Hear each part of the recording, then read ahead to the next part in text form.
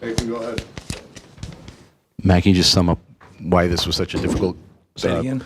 Can you sum up defensively why you weren't able to defend better without fouling? Yeah, I thought in the first half they Ohio State did a good job of really getting in the paint. Like we really wanted to do a better job of getting in the paint. And then we wanted to take up John Mobley's space just in terms of like triple threats, and he kind of will make a reverse pivot and open up to create space and not let him shoot those. And we let him have a couple of those in the first half. And when you let good shooters, get in a rhythm, I thought Bruce Thornton was really efficient, to get 20 points. And we wanted to be aggressive. Wanted to be aggressive with, our hedges, whether we took it out or we were flat with it, just to not let him get downhill. And the times that he got downhill was more just one-on-one defense, taking us off the dribble. When they brought a guy up, a lot of times for us, that actually helped us because then we could corral him and try to keep him out of the paint. But I just thought they were quicker to the basketball. They were better. And, we have to do a better job of defending. They got us a couple times on some mismatch post-ups, but it wasn't nothing egregious. But I just thought our inability to keep the ball in front of us, really hurt us. When we get behind plays and get in rotations and, you see some of those fouls. Some of the fouls are, being on the road. Part of fouls being called like that, it works for you and it works against you, right? But our part in it is you get behind plays, you're going to foul more. Like you can't get behind plays. A couple times we just had lack of communication plays where simple actions, same stuff they've ran, and we just can't switch a simple ball screen, or we let John shoot, a couple threes, or we just have simple shuffle action to where they're screening into pick the picker, and like we get behind that. And you just can't. You just can't do those things versus good players and expect to have, positive results.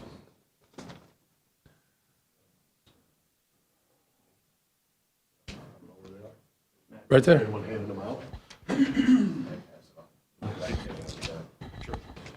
Matt, just the matchup between the two front courts, obviously they went big. You have a guard at the 3. Yeah. But your centers, they don't look the same as they did a couple of weeks ago. Are they worn out?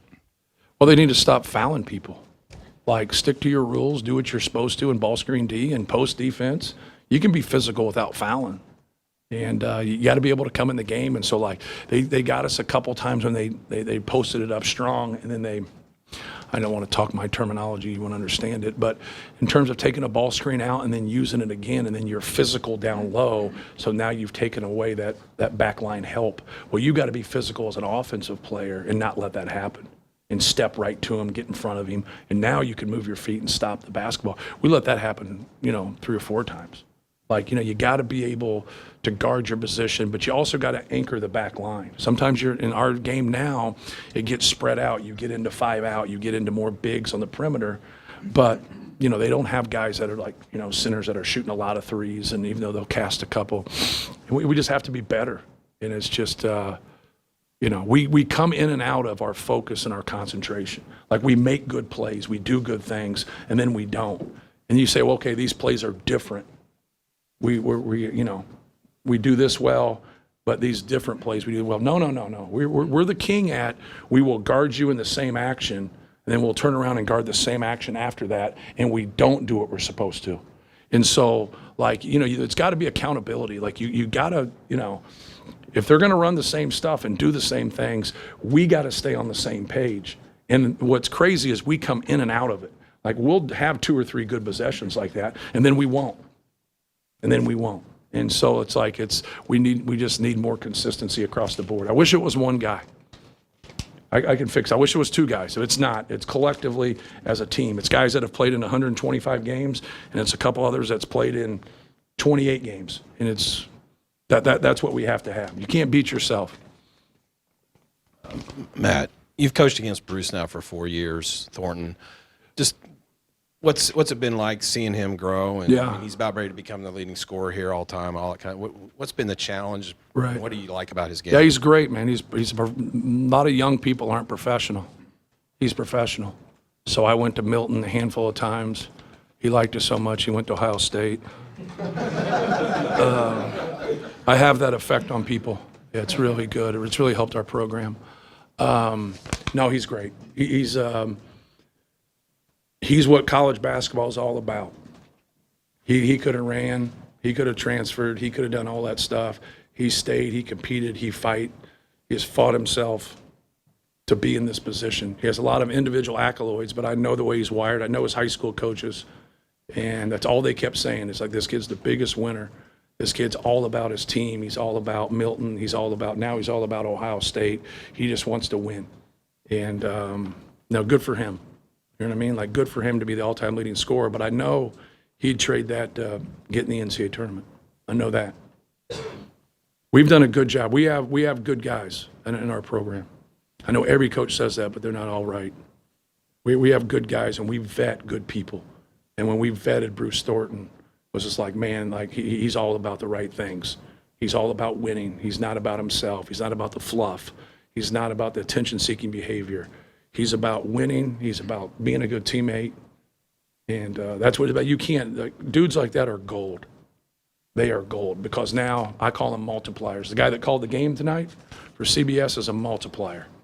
Robbie Hummel makes them all. He never bitched about things one time. He just wanted to win. He wanted to know why other people didn't hurt like he hurt when we lost. That's what he wanted to know. He goes, why don't they? I said, well, because they're not quite wired like you, brother. You know, but you can't get enough of that, because those dudes make everybody better. Like, in the best team, because when you lose, you get a lot, and you should get a lot. That's why it's competitive. But the best teams are driven by the Robbie Hummels and the Bruce Thorntons of the world. Thank you. Just to follow up on the center question, Daniel's rim protection was supposed to be a big part of what this team could accomplish this season. Yep. Then you play him in the second half today. Just Right. What else do you need from him? And can Yep. this team be what he needs to be defensively if he's not a big factor? Right, yeah. You know, he's got to learn to be physical while getting his job done, because they're being physical with him, and it's stopping him from doing his job.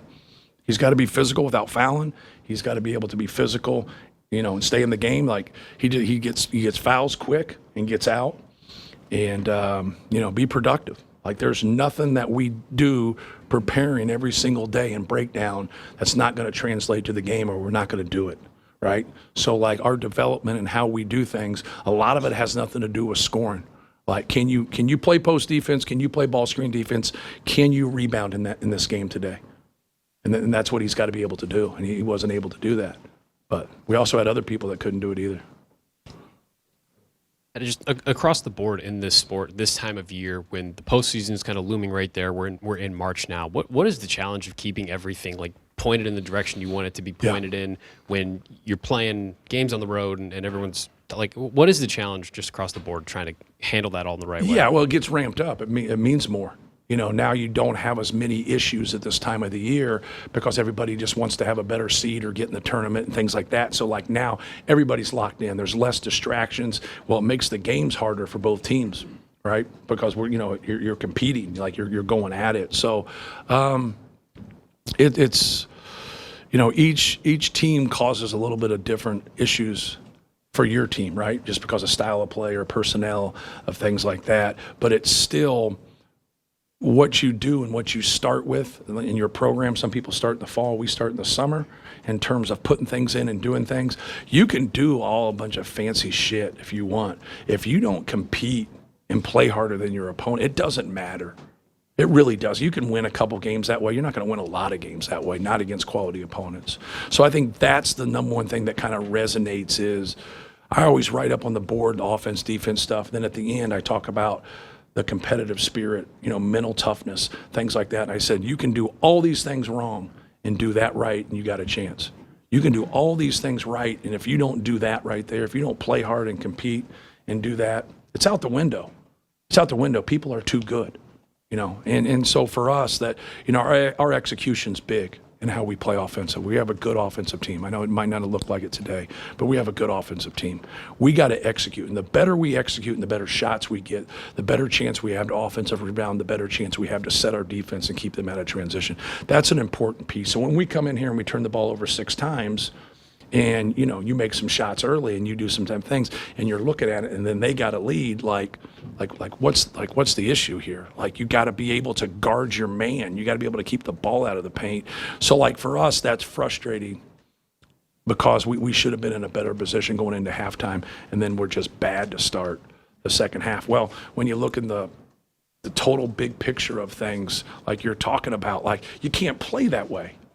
You can't have those breakdowns. Ohio State played harder than us. There's just no way anybody walked out of there and said, hey, Ohio State was better than, but bam, Purdue played harder. There's not one person, even some wrestler that doesn't know basketball, he's not saying it. He's like, man, Ohio State played harder. And that's not been our deal through the years, last 50 years. It's not been our deal. Like, you got to be able, maybe somebody could leave here and say Ohio State and Purdue, man, both teams played hard. But if you impose your will on people, you can get them to crack. I'm not seeing that right now. We have to be able to impose our will on some people through our determination, and we're not there. We come in and out of a game. Going off of that, because you see it coming in and out, is it an easier fix, or is it problematic? It's a harder that it's fix. 29 Yeah. games into the season. Yeah, because when people say someone's inconsistent, it means they are doing their job at times. Yeah, because when you're flat out bad, that means you're not doing it. We're in and out of things. It's like, man, we do things good, and then all of a sudden the next possession, same thing. We don't. So like we have to shore those things up. You got to be able. It's, in my opinion, it starts with communication. Like we have to do a better job of communication, and then with that, you got to concentrate. You got to concentrate. You got to do your job. If you do your job and you play hard, you're going to give yourself a good chance. But what you do is you have a connectivity. You're staying on the same page, because a lot of people want to argue the reason you lost is you did this instead of this. Whatever you decide to do, you got to be all in on it. You got to be all in. You got to communicate. You got to concentrate and go out there and compete. Here on March 1st, all the inconsistencies you're talking about, are they fixable? What gives you confidence they're fixable? Yeah, because they're not physical issues.